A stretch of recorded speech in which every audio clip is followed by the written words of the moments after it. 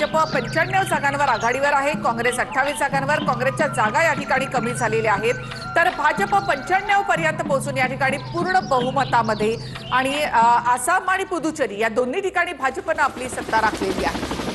पुदुचेरीमध्ये भाजप इथे 11 जागांवर आघाडीवर आहे, तर काँग्रेस 3 जागांवर आघाडीवर आहे। पुदुचेरीच्या एकूण जागा जर आपण पाहिल्या तर त्या 30 आहेत। AINRC आणि भाजप यांची या ठिकाणी युती आहे। 11 जागांवर ते आघाडीवर आहेत। कलानुसार पश्चिम बंगालमध्ये ममता बॅनर्जी जाणार आणि भाजप येणार, कल सांगतायत। तामिळनाडूमध्ये स्टॅलिन यांना मोठा झटका, TVKचं सरकार या ठिकाणी बनणार आहे। कलानुसार केरळमध्ये डावे जाणार आणि काँग्रेस सरकार स्थापन करणार आहे। तर कलानुसार 3 राज्यांमध्ये सत्तापालट होण्याची चिन्ह आहेत। यामध्ये आहे पश्चिम बंगाल आहे, तामिळनाडू आहे। तर या ठिकाणी सत्ता बदल होताना पाहायला मिळत आहे। पश्चिम बंगालमध्ये भाजप 174 वर पोहोचली असून मोठा आकडा या ठिकाणी भाजपने गाठलाय। जवळपास 100 जागांचा फायदा या ठिकाणी भाजपला झालाय। तर इकडे तमिळनाडूमध्ये TVK सुपरस्टार विजय यांचा पक्ष पहिल्यांदाच निवडणुकीच्या रिंगणामध्ये उतरला आणि पहिल्यांदाच निवडणुकीच्या रिंगणामध्ये उतरत 113 जागांपर्यंत कलानुसार 113 जागांवर आघाडीवर आहे TVK। 100चा आकडा पार केलेला आहे। तमिळनाडूमधल्या एकूण जागा आहेत 234। केरळमध्ये काँग्रेस सत्ता स्थापन करणार आहे। तामिळनाडूमध्ये आपण पाहिलं तर पुन्हा एकदा अभिनेत्याची जादू चालते हे पाहायला मिळालेलं आहे। पश्चिम बंगालमध्ये ममता बॅनर्जी यांचं सरकार या ठिकाणी उलथवण्यात भाजपला यश आलेलं आहे। तमिळनाडूमध्ये स्टॅलिन यांना झटका बसतोय। कलानुसार केरळमध्ये डावे जाणार आणि काँग्रेस सरकार स्थापन करणार असं कल सांगतायत। 3 राज्यांमध्ये सत्ता पालट होण्याची चिन्ह जी आहे ती वर्तवली जात आहेत। कलानुसार पश्चिम बंगालमध्ये ममता बॅनर्जी जाणार आणि भाजप येणार आणि तमिळनाडूमध्ये स्टॅलिन यांना झटका, TVK सरकार बनवणार सध्याचे कल हेच सांगतायत। आकडेवारी हीच सांगते। कलानुसार केरळमध्ये डावे जाणार आणि काँग्रेस सरकार स्थापन करणार। कलानुसार 3 राज्यांमध्ये सत्तापालट होण्याची चिन्ह आहेत। आकडे आपण या संपूर्ण स्क्रीनवर या ठिकाणी पाहतोय।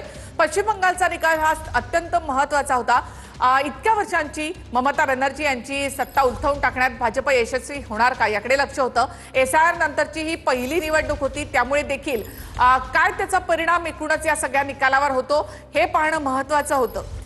पश्चिम बंगालमध्ये काटेकी टक्कर तृणमूल काँग्रेस आणि भाजपने या ठिकाणी सर्वच्या सर्व 294 जागांवर उमेदवार जे आहेत ते उभे केले।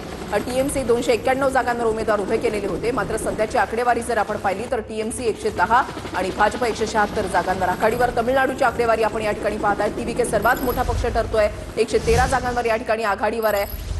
तर अपडेट आहे, अभिनेता विजय यांच्या ड्रायव्हरचा मुलगा विरुंगबाक्कम मधून आघाडीवर आहे। ड्रायव्हरच्या मुलाला सुद्धा विजय यांनी विधानसभेचं तिकीट दिलेलं होतं।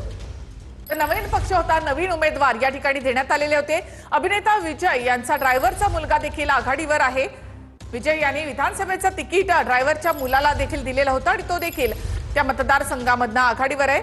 विरुंगबाक्कम मधून विजय यांच्या ड्रायव्हरचा मुलगा देखील आघाडीवर। TVK 113।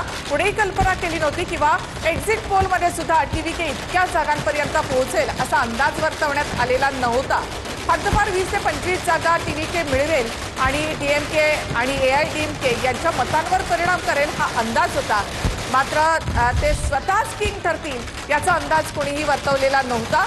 तामिळनाडूमध्ये TVK 113 जागांवर सुपरस्टार विजय हे तमिळनाडूमधल्या जनतेच्या मनावर सुद्धा अधिराज्य गाजवतात। त्यांच्या मनामधले सुद्धा सुपरस्टार आहेत। या निवडणुकीच्या निकालामधून हे चित्र जे आहे ते स्पष्ट होत आहे। आकडेवारी तरी तेच सांगते। TVKने 100चा आकडा केव्हाच पार केलेला आहे, 113 जागांवर आघाडीवर आहे आणि ADMK अण्णा द्रमुक 69 जागांवर आघाडीवर आणि सत्तेमध्ये असलेला द्रमुक जो आहे तो तिसऱ्या नंबरवर पश्चिम बंगालमध्ये बाकुरामध्ये